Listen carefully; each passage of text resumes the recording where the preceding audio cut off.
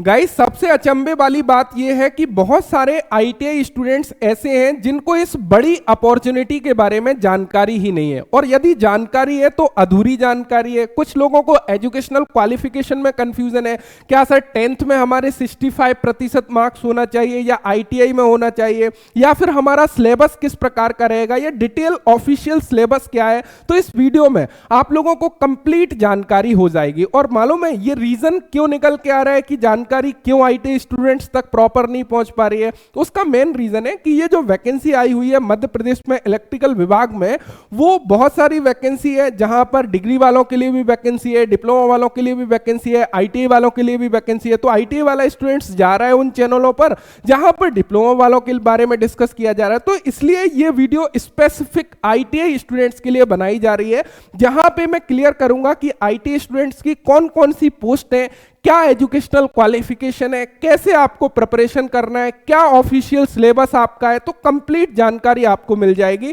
इस वीडियो को स्टार्टिंग से लेकर लास्ट तक जरूर देखिएगा। सबसे पहले यहां पर थोड़ा सा समझने की कोशिश करिएगा। आपकी जो वैकेंसी आई है वो मध्य प्रदेश पश्चिम क्षेत्र विद्युत वितरण कंपनी लिमिटेड इंदौर ने निकाली है। अब ये इंदौर ने बेसिकली जो वैकेंसी निकाली है, ये इंदौर की अकेली वैकेंसी नहीं है, इस कंपनी को हेड बनाया है और इसको बोला गया है कि आप इस रिक्रूटमेंट प्रोसेस को कंप्लीट करो। जबकि वैकेंसी कहां कहां पर आई है, ये 1 2 3 4 5 6 जगह पर वैकेंसी आई है। आज की इस वीडियो में हम लोग कहां पर बात कर रहे होंगे, जो vacancy Madhya Pradesh power generating company limited में आई है उसके बारे में हम डिस्कस करेंगे। अब यहां पे थोड़ा सा डिटेल्स में समझिएगा। ये एमपीपीजीसीएल की ऑफिशियल वेबसाइट है, आप लोग देख सकते हो। यहां पर यदि हम लोग एडवर्टाइजमेंट को देखने लगे, यहां पे थोड़ा सा देखोगे, ये आप लोगों का ऑफिशियल वेबसाइट है।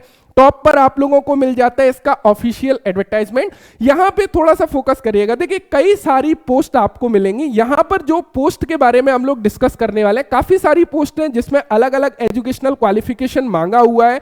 यहां पर बेसिकली आईटीआई स्टूडेंट्स के लिए यदि देखें तो लाइन परिचालक में आईटीआई स्टूडेंट्स एलिजिबल है, लेकिन ओनली इलेक्ट्रिकल स्टूडेंट्स यहां पर एलिजिबल है, जहां पर 1196 वैकेंसी है। इसके बारे में जो वीडियो मैं बनाऊंगा वो अगली वीडियो बनाऊंगा। यहां पर जो मैं डिस्कस बेसिकली करने वाला हूं वो किन पोस्ट के बारे में डिस्कस करने वाला हूं, जो वैकेंसी आपकी प्लांट असिस्टेंट यानी कि एमपीपीजीसीएल में आई है, जो कि पहले एमपीपीजीसीएल खुद निकाला था। यानी कि उसका रिसेंटली अभी एग्जाम्स हुआ है, रिसेंटली उनकी ज्वाइनिंग हुई है, उसके बारे में हम डिस्कस करेंगे। वहां पर तो आप लोगों को सारी चीजें क्लियर थी क्योंकि पर्टिकुलर एमपीपीजीसीएल की वैकेंसी आई थी। यहां पर मिक्सअप वैकेंसी होने के कारण आपको काफी कंफ्यूजन हो रहा है, तो इस वीडियो में वो सारे कंफ्यूजन आपके दूर हो जाएंगे। तो यहां पर भी इलेक्ट्रिकल स्टूडेंट्स एलिजिबल है, मैकेनिकल स्टूडेंट्स एलिजिबल है, जिन्होंने आईटीआई की है मैकेनिकल ट्रेड से या इलेक्ट्रिकल ट्रेड से, उसके बारे में डिस्कस करेंगे। सबसे पहली खास बात क्या है Madhya Pradesh power generating company limited की, जो ये आप लोगों के लिए इंटरेस्टिंग है। सबसे पहली बात, ये वैकेंसी आप लोगों की रेगुलर बेसिस पर है, यानी कि परमानेंट भर्ती है। दूसरा, इसका सिलेक्शन प्रोसेस इसको खास बनाता है। सिलेक्शन प्रोसेस में आप लोगों का कोई भी ट्रेड टेस्ट नहीं है, यानी कि 1 स्टेज सिलेक्शन प्रोसेस है। यदि आप अपने एग्जाम पेपर में अच्छा स्कोर करके आते हो तो आपकी नौकरी पक्की है। आपका ये नहीं है कि सर दूसरा स्टेज होगा फिर उसको क्वालिफाई करना है, ऐसा कुछ भी नहीं है। आपके पास में एजुकेशनल क्वालिफिकेशन होना चाहिए और आप अच्छे स्कोर, यदि मेरिट में आ रहे हो, सीबीटी एग्जाम अच्छा जा रहा है, तो आपका नौकरी पक्का होगा। ये दूसरा एडवांटेज है। तीसरा, एमपीपीजीसीएल की मैं बात करूं, मैं पर्सनल मध्य प्रदेश से, ये मेरे घर से बहुत ही नजदीक है। तो यदि इसके जॉब की बात करें, इसकी फैसिलिटीज की बात करें, ये भैया A1 क्वालिटी की है, आपको कोई दिक्कत आने वाली बात नहीं है। बहुत ही अच्छा वर्क कल्चर है, सारी चीजें बहुत बढ़िया फेवर में है आपके। बस शर्त है कि आप अपनी तैयारी बहुत अच्छे तरीके से करें। यहां पर देखोगे सबसे पहला पोस्ट 11 नंबर पर जो है वो है प्लांट असिस्टेंट मैकेनिकल ट्रेनी की। जो टोटल पोस्ट है वो कितनी पोस्ट है, 46 टोटल नंबर ऑफ पोस्ट है। यहां पर कैटेगरी वाइज आप लोग देख सकते हो, जैसे कि ये जो वैकेंसी है वो कहां की वैकेंसी है, Madhya Pradesh power generating company limited की वैकेंसी है।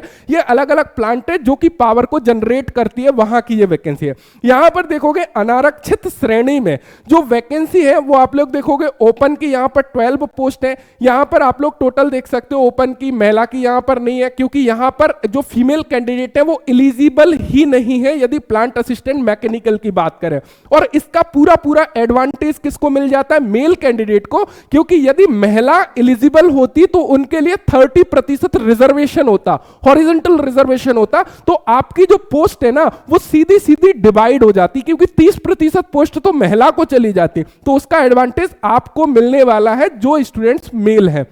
अब यहां पर जरूरी नहीं है कि ओनली मध्य प्रदेश के निवासी स्टूडेंट्स एलिजिबल है, चाहे आप राजस्थान से हो, उत्तर प्रदेश से हो, उड़ीसा से हो, किसी भी स्टेट से बिलोंग करते हो। तो यहां पे जो टोटल ओपन की 14 वैकेंसी है अनरिजर्व्ड कैटेगरी की, इसके लिए आप एलिजिबल हो। यानी कि अदर स्टेट के जो कैंडिडेट हैं वो कहां पर अप्लाई कर पाएंगे? जो अनरिजर्व्ड कैटेगरी का स्टूडेंट्स है, अनरिजर्व्ड जो पोस्ट है, यूआर की जो पोस्ट है, वहां पर एलिजिबल है। लेकिन जितनी भी रिजर्व्ड वैकेंसी है, चाहे वो आप लोगों की ओबीसी की हो, एससी की हो, एसटी की हो, वो जो है ओनली मध्य प्रदेश निवासी को उसका फायदा मिलेगा रिजर्वेशन का। आपके पास में मध्य प्रदेश का डोमिसाइल सर्टिफिकेट होना चाहिए। लेकिन अदर स्टेट का जो कैंडिडेट है वो अनरिजर्व्ड कैटेगरी में फॉर्म को फिल कर सकता है। तो सबसे पहले तो वैकेंसी को देखिए, लुक एट दिस। यहां पे जो टोटल नंबर ऑफ वैकेंसी है वो 46 टोटल नंबर ऑफ वैकेंसी है। 87% वैकेंसी अभी भरी जाएंगी और 13% वैकेंसी ओबीसी का जो भैया केस चल रहा है, जिस पर स्टे लगा हुआ है, उसकी वजह से इन पर भर्ती तो ली जाएगी लेकिन इसको होल्ड किया जाएगा। जैसे ही कोर्ट का ऑर्डर आता है जो 13% वैकेंसी होल्ड होगी वो भी क्लियर हो जाएंगे। तो इस प्रकार टोटल 46 वैकेंसी मैकेनिकल में है। अब मैकेनिकल के बाद में यदि हम लोग मैकेनिकल की एजुकेशनल क्वालिफिकेशन को पहले देख लें कि एजुकेशनल क्वालिफिकेशन क्या है मैकेनिकल की। यहां पे समझिएगा, बहुत सारे कंफ्यूज आप लोग हो रहे हो। यहां पे देखोगे संयंत्र सहायक मैकेनिकल प्रशिक्षु की यदि बात करें, यहां पे इसको ध्यान से पढ़िएगा, बहुत सारे कंफ्यूज आप लोग हो रहे हो। यहां पे क्या बोला है? राज्य शासन अथवा भारत सरकार द्वारा मान्यता प्राप्त शिक्षा मंडल से हाई स्कूल परीक्षा उत्तीर्ण होना चाहिए। यानी कि आपने 10th क्लास कंप्लीट किया हो ओनली। उसके बाद में तथा मध्य प्रदेश शासन या भारत सरकार द्वारा मान्यता प्राप्त संस्थान से अनारक्षित एवं मध्य प्रदेश के मूल निवासी, इसका मतलब क्या है? या तो अनरिजर्व्ड कैटेगरी के हैं या मध्य प्रदेश के मूल निवासी अन्य पिछड़ा वर्ग, यानी कि जो अदर स्टेट के स्टूडेंट्स हैं वो अनरिजर्व्ड हैं, या फिर मध्य प्रदेश के स्टूडेंट्स अनरिजर्व्ड हैं, या फिर मध्य प्रदेश के स्टूडेंट्स जो ओबीसी नॉन क्रीमिलियर कैंडिडेट में आते हैं, उनके लिए जो न्यूनतम प्रतिशत है वो 65% अंक है। अब बोलोगे सर जो 65% अंक है क्या वो हमारे 10th में है या फिर आईटीआई में? तो यहां पर इसको पूरा पढ़ेंगे, आप खुद ही बहुत अच्छे तरीके से समझ पाओगे। जैसा कि पिछले नोटिफिकेशन में भी था जहां पर फॉर्म भरा था, यहां पे क्या बोला? 65% अंक, या फिर जो पहले से एक्स एम्प्लॉय है मध्य प्रदेश विद्युत मंडल के, उनके लिए जो प्रतिशत है वो 60% है। एंड जो रिजर्व्ड कैंडिडेट है जैसे कि अनुसूचित जाति, अनुसूचित जनजाति या फिर ईडब्ल्यूएस कैंडिडेट है, उनके लिए यह प्रतिशत 55% अंकों के साथ machinist, fitter, welder, HP welder, mechanic pump, mechanic वाहन, motor mechanic, diesel mechanic trade में नियमित रेगुलर आईटीआई ट्रेड प्रमाण पत्र परीक्षा उत्तीर्ण होना अनिवार्य है। यानी कि आपने किसी भी ट्रेड से आईटीआई किया है, मशीनिस्ट से, फिटर से, इसमें जो परसेंटेज है वो इसके अकॉर्डिंग होना चाहिए। यदि कोई फिटर का कैंडिडेट है वो अनरिजर्व्ड कैटेगरी से बिलोंग करता है, या वो मध्य प्रदेश का निवासी है और वो ओबीसी कैटेगरी से बिलोंग करता है, उसका फिटर में 65% होना अनिवार्य है। यदि उसके 65% अंक नहीं है वो यहां पर एलिजिबल नहीं होगा। आपके 10वीं जो है 10th जो है वहां पर आपकी 50% हो, 43% हो, कोई मायने नहीं रखता। यहां पर जो प्रतिशत मांगा हुआ है वो कौन सा मांगा हुआ है? आईटीआई में जिस ट्रेड से आपने आईटीआई किया है, यहां पे जितनी भी ट्रेड दी है उसमें आपका प्रतिशत अंक मैच करना चाहिए। जैसे कि अनरिजर्व्ड और ओबीसी कैंडिडेट के लिए वो 65% है, जो एक्स एम्प्लॉय है मध्य प्रदेश विद्युत मंडल के उनके लिए 60% है, और जो कैंडिडेट कैटेगरी से बिलोंग करते हैं, SC, ST, EWS या फिर हैंडिकैप्ड कैंडिडेट हैं, उनके लिए ये प्रतिशत 55% की बाउंडेशन रखी गई है।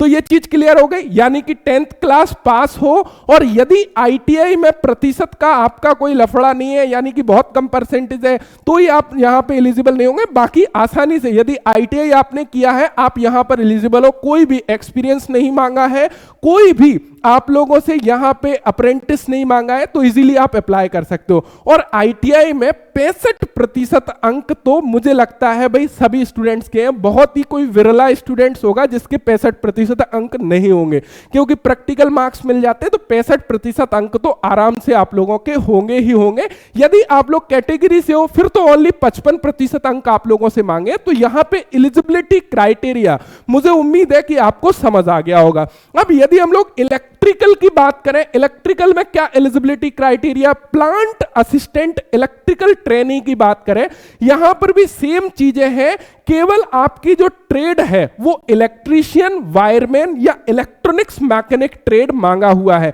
यदि आपने इलेक्ट्रीशियन, वायरमैन या इलेक्ट्रॉनिक्स मैकेनिक ट्रेड से ITI की है तो आप लोग प्लांट असिस्टेंट इलेक्ट्रिकल में अप्लाई कर पाओगे। प्लांट असिस्टेंट इलेक्ट्रिकल में कितनी वैकेंसी है? प्लांट असिस्टेंट इलेक्ट्रिकल में टोटल 28 वैकेंसी यहां पर है।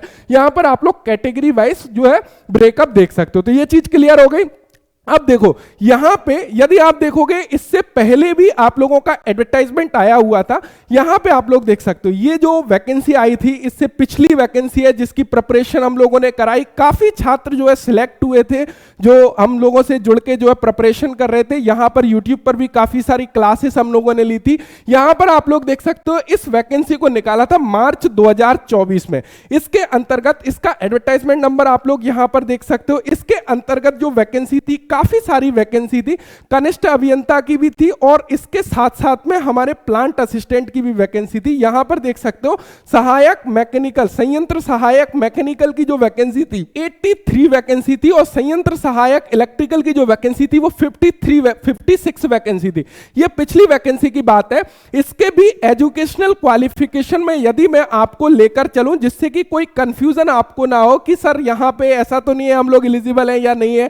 संयंत्र सहायक मैकेनिकल 006 इसका पोस्ट कोड था। यहां पर भी सेम आपको चीजें मिल जाएंगी। यहां पर भी सेम चीज बोली गई है कि आपके ITI में 65% अंक होना चाहिए और जिनके 10th क्लास में 50% से भी कम अंक थे उनका फॉर्म इजीली एक्सेप्ट हुआ, इजीली उन्होंने एग्जाम पेपर दिया और कुछ छात्र तो सिलेक्ट होकर ज्वाइन भी वहां पर कर चुके हैं। तो ये तो हो गया जिनके मन में एलिजिबिलिटी क्राइटेरिया को लेकर कंफ्यूजन था। अब बात आती है सर हम एलिजिबल हैं, हम फॉर्म अप्लाई कर देंगे, आगे तैयारी कैसे करी जाए, क्या इसका एग्जाम पैटर्न होता है, कैसे हम लोग पढ़ें, क्या सारी चीजें हैं उसके बारे में थोड़ा सा समझते हैं। अब देखिए यहां पर थोड़ा सा चीजों को समझ लेते हैं कि सर कैसे क्या चीज रहेंगी। यहां पर देखो एक चीज ध्यान रखिएगा, यहां पे जो रहेगा वो आप लोगों का जो टोटल क्वेश्चन पेपर होगा उसमें जो टोटल क्वेश्चन होंगे वो 100 MCQ क्वेश्चंस आपसे पूछे जा रहे होंगे। कितने? 100 MCQ क्वेश्चन पेपर होंगे। इनकी जो लैंग्वेज होगी वो इंग्लिश और हिंदी लैंग्वेज में आपसे पूछे जा रहे होंगे, इंग्लिश सब्जेक्ट को छोड़कर। इसको 2 पार्ट में डिवाइड किया, पार्ट ए और पार्ट बी। पार्ट ए में जो क्वेश्चन होंगे वो 25 क्वेश्चन होंगे, ये जनरल एप्टीट्यूड के क्वेश्चन होंगे और पार्ट बी होगा उसमें आपके 75 क्वेश्चन होंगे। ये कहां से रिलेटेड होंगे? ये आप लोगों के ट्रेड से रिलेटेड होंगे। किससे रिलेटेड होंगे? ट्रेड से रिलेटेड। अब सर ट्रेड से रिलेटेड हम तो मैकेनिकल में अप्लाई कर रहे हैं, हम वेल्डर ट्रेड के हैं, हम मशीनिस्ट ट्रेड के हैं, अलग अलग ट्रेड से अप्लाई कर रहे हैं, या हम इलेक्ट्रिकल में अप्लाई कर रहे हैं तो हम इलेक्ट्रीशियन की थ्योरी पढ़ें, वायरमैन की या इंस्ट्रूमेंटेशन की पढ़ें। तो उस चीज के लिए MPPGCL डिटेल सिलेबस जारी करता है। यदि मैं मैकेनिकल की बात करूं, यहां पर मैक्सिमम सिलेबस जो होता है आपका फिटर ट्रेड थ्योरी का होता है। मैं डिटेल में दिखा देता हूं जिससे कि कोई भी कंफ्यूजन ना हो आपको प्रिपरेशन करने के दौरान। ऐसा ना हो कि सर हम लोग प्रिपरेशन तो कर रहे हैं या आपके कोर्सेस में हम लोग इनरोल हैं, लेकिन सर आप जो पढ़ा रहे हो क्या हम आपके ऊपर पूरी तरह से भरोसा कर सकते हैं? तो आप पूरी तरह से बिल्कुल भरोसा कर सकते हो, क्योंकि MPPGCL की एक भर्ती नहीं 3-3 भर्तियां जो है ऑलरेडी हम लोग कंप्लीट कर चुके हैं। इससे पहले की 2018 की जो वैकेंसी थी पहले आई थी उसको भी कंप्लीट किया, अभी फिलहाल में जो वैकेंसी आई उसको भी कंप्लीट किया और काफी सारे छात्रों को जो है सिलेक्शन भी दिलाई। यहां पर आप लोग देखोगे सिंपली ये वाली जो वैकेंसी थी ये पिछली वाली वैकेंसी आप लोगों को देखने को मिलती है और यहां पर आपको क्लियरली मिल जाता है सिलेबस के बारे में। जैसे ही आप इस पर क्लिक करते हो यहां पर सारी पोस्ट आपको मिल जाती हैं। सबसे पहले हम बात करते हैं पार्ट ए के बारे में, जो मैकेनिकल के लिए भी इंपॉर्टेंट है और इलेक्ट्रिकल के लिए, जो कि सभी पोस्ट के लिए कॉमन बेसिकली होता है। तो जो कॉमन पार्ट होगा उसमें क्या होगा यहां पर समझिएगा। जो कॉमन पार्ट होगा, जो पार्ट ए है, वो सभी पोस्ट के लिए आप लोगों का general awareness and aptitude test होता है। इसमें नंबर ऑफ क्वेश्चन की बात करें 25 नंबर ऑफ क्वेश्चन होते हैं। इसमें जो है 5 पोर्शन होते हैं, बेसिकली 5 पोर्शन से क्वेश्चन पूछा जाता है। सबसे पहला है न्यूमेरिकल एबिलिटी, इसमें आपके 10th स्टैंडर्ड लेवल के बेसिक मैथमेटिक्स के क्वेश्चन होते हैं। Reasoning and mental ability, basic reasoning question होते हैं। जनरल नॉलेज एंड अवेयरनेस के क्वेश्चन होंगे। जनरल इंग्लिश के यहां पे 3 से 4 क्वेश्चंस इंक्लूड कर लेता है, कभी 2 क्वेश्चन पूछता है, 3 क्वेश्चन पूछता है। और जो जनरल इंग्लिश आती है बहुत कॉमन आती है। यहां पे power sector related general awareness, अब जो power sector related general awareness के क्वेश्चन है ये भी आपको कोर्सेज में मिल जाएंगे। ये पोर्शन भी काफी बढ़िया तरीके से आपको मिल जाएगा। इसमें क्या रहता है, इसके लिए जो रेफरेंस वो देते हैं, जो एमपीपीजीसीएल की ऑफिशियल वेबसाइट है, यानी कि इनके कितने प्लांट है, कितना मेगावाट का कहां पर बिजली जनरेशन कर रहा है, वो कौन सी नदी से पानी आ रहा है, वो इंफॉर्मेशन आपको पावर सेक्टर के बारे में होना चाहिए। यहां से ये लगभग 5 क्वेश्चन इंक्लूड कर देते हैं, इस बात का ध्यान रखिएगा। तो इसको भी बिल्कुल इग्नोर नहीं करना है। यदि देखो हम लोगों को तैयारी करना है ना, एक बात ध्यान रखना, यदि आप तैयारी कर रहे हो तो दिल से करो भाई, कोई भी चीजें छूटे ना। हमको पता है कि हम प्रिपरेशन कर रहे हैं, कॉम्पिटिटिव एग्जाम्स देने जा रहे हैं, तो आपको लड़ाई तो लड़ना पड़ेगा, अपने हक की लड़ाई तो लड़ना पड़ेगा। अपने आप से झूठ नहीं बोलना है कि हाँ यार तैयारी हो गई, ऐसे काम नहीं चलता, ऐसे पेपर नहीं निकलते। यदि आपकी ये आदत है तो आप फॉर्म मत डालो, कोई दिक्कत नहीं है, क्योंकि फॉर्म आप डाल भी दोगे तब भी आपका होना जाना कुछ नहीं है। क्योंकि भाई यहां पे करना पड़ेगा प्रिपरेशन, यहां पर करना पड़ेगा मेहनत। और यदि आप मेहनत करने के लिए तैयार हैं तभी आप अपने फॉर्म को अप्लाई करो, अपना पैसा बर्बाद करो। क्योंकि फॉर्म की कॉस्ट भी आप देख सकते हो, 1200 रुपए अनरिजर्व्ड के लिए और 600 रुपए जो है कहीं ना कहीं ओबीसी वालों के लिए या फिर जो रिजर्व्ड कैंडिडेट है उनके लिए। तो यहां पे ये चीज हो गई, पार्ट ए समझ में आ गया। यहां पर कोई भी नेगेटिव मार्किंग नहीं होती। ऐसा नहीं है कि आप कोई क्वेश्चन का गलत उत्तर दोगे तो आपका नेगेटिव मार्किंग होगी, आपका कोई भी मार्क्स डिडक्ट नहीं किया जाता।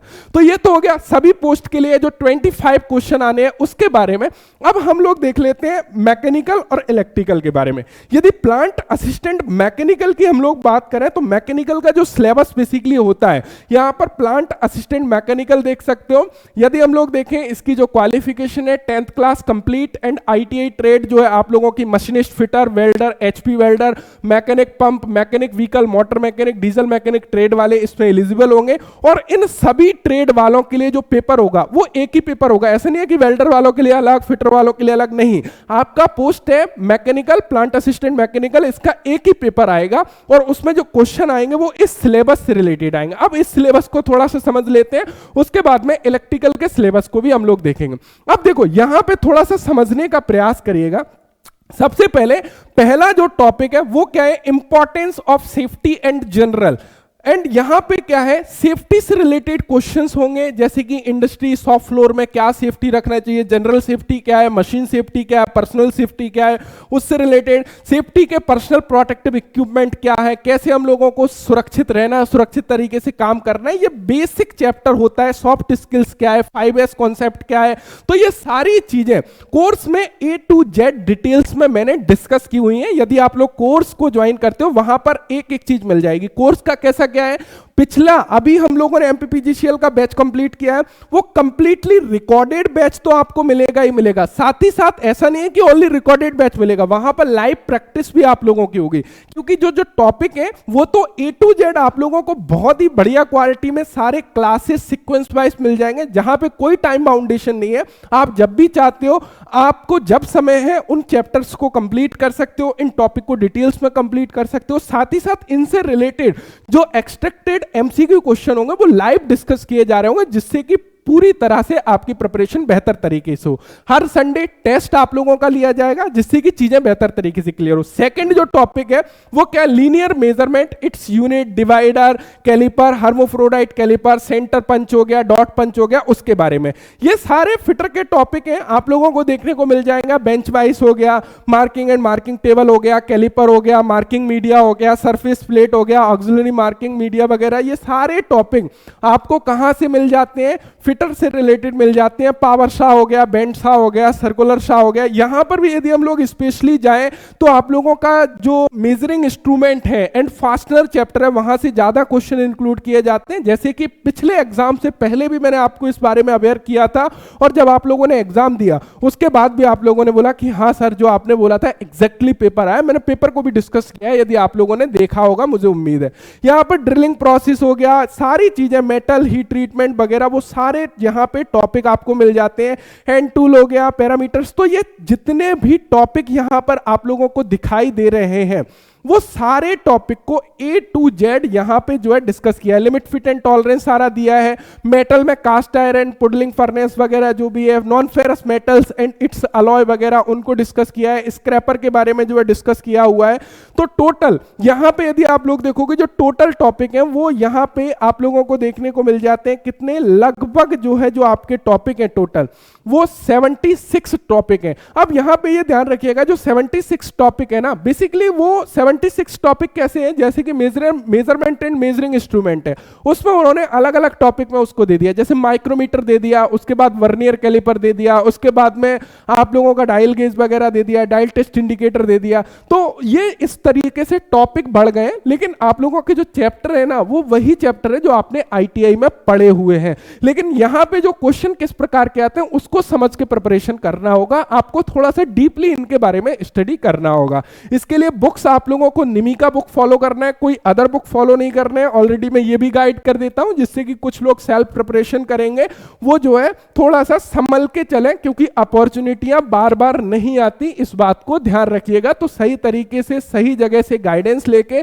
अपनी प्रिपरेशन को आगे बढ़ाओगे ना तो ज्यादा बेहतर होगा। अब यदि हम लोग प्लांट असिस्टेंट इलेक्ट्रिकल की यहां पर बात करें तो 07 इलेक्ट्रिकल का यहां पर देखने लगे तो इलेक्ट्रिकल में यदि आप जाओगे तो यहां पर बैरियर सेफ्टी हो गया, उसके बाद में आप लोग देखोगे हैंड टूल्स वगैरह हो गया एंड इलेक्ट्रॉन थ्योरी हो गया आप लोगों का। उसके अलावा यहाँ पे वायरिंग वगैरह हो गया, ओम्स लॉ हो गया, किरचॉफ लॉ हो गया, एंड यहाँ पे इस तरीके से आप लोगों का जो मैग्नेटिज्म हो गया या ट्रांसफार्मर हो गया, रेजिस्टेंस हो गया, इन सभी से रिलेटेड क्वेश्चन लिंक भी मैं आप लोगों को डिस्क्रिप्शन में प्रोवाइड कर दूंगा, जहां से आप लोग एक टॉपिक को देख के समझ के अपनी प्रिपरेशन को करना है। मैकेनिकल वाले स्टूडेंट्स हैं, already courses special techno android application पर आ चुका है, वहां से आप लोग कोर्सेज को इनरोल कर सकते हो। इतना मैं आपको भरोसा दिलाता हूं कि वहां पर जो कंटेंट आपको मिलने वाला है, आपकी जो प्रिपरेशन है, एक एक टॉपिक को डिटेल में डिस्कस किया है। कोई भी आपको ऐसा नहीं लगेगा सर ये टॉपिक आपका छूट रहा है या ये टॉपिक मुझे समझ नहीं आया, क्योंकि उसमें उस तरीके से बेसिक से जो है डिस्कस किया है कि कोई बिगिनर स्टूडेंट्स भी है ना जिसने आईटीआई में भी कुछ नहीं पढ़ा है उसकी भी प्रिपरेशन बहुत अच्छे तरीके से हो जाएगी। तो मुझे उम्मीद है कि प्लांट असिस्टेंट पोस्ट के बारे में ऑल इंफॉर्मेशन आपको मिल गई होगी। यदि फिर भी कुछ भी डाउट आप लोगों के माइंड में आता है तो नीचे कमेंट कर सकते हो। अगली जो वीडियो मैं बनाऊंगा लाइन अटेंडेंट पोस्ट जो आप लोगों की आई हुई है आईटीआई स्टूडेंट्स के लिए, उसके बारे में डिटेल से, उसका सिलेबस, उसका एजुकेशनल क्वालिफिकेशन, उसका फिजिकल एफिशिएंसी टेस्ट कैसा होगा, फिजिकल स्टैंडर्ड आप लोगों का क्या दिया हुआ है, वो सारी चीजें डिटेल में डिस्कस करूंगा। तो मुझे उम्मीद है कि इस वीडियो में इन दो पोस्ट के बारे में बहुत ही डिटेल से इंफॉर्मेशन दिया जिससे कि चीजें आपकी बेहतर तरीके से क्लियर हो। साथ ही साथ जो भी स्टूडेंट्स हैं जो कोर्स में एनरोल करना चाहते हैं, अभी आप लोगों का ऑफर प्राइस चल रहा है, तो स्पेशल टेक्नो एप्लीकेशन पे आप लोग चेकआउट कर सकते हो, वहां से ज्वाइन कर सकते हो। कुछ भी कंफ्यूजन लगता है तो इस नंबर के ऊपर आप लोग कॉन्टेक्ट कर सकते हो। Thank you so much video देखने के लिए। Thanks for watching and bye bye.